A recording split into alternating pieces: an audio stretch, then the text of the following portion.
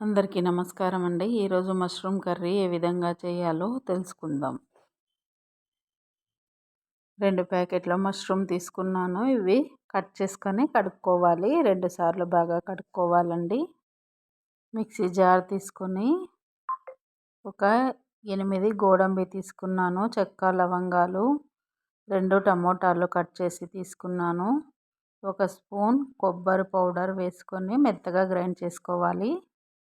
Pan తీసుకొని 2 స్పూన్ల oil వేసుకున్నా అండి. ఆవాలు, చెక్క, లవంగాలు, చిన్నగా కట్ చేసుకున్నా అండి. ఆనియన్స్, కరివేపాకు, అల్లం వెల్లుల్లి పేస్ట్ వేసుకొని పచ్చివాసన పోయేంత వరకు వేయించుకోవాలి. కొద్దిగా పసుపు, రెడ్ చిల్లీ పౌడర్, ధనియాల పౌడర్ వేసుకొని బాగా ఫ్రై చేసుకోవాలి. గ్రైండ్ చేసుకున్న పేస్ట్ ఇందులో వేసుకోవాలి.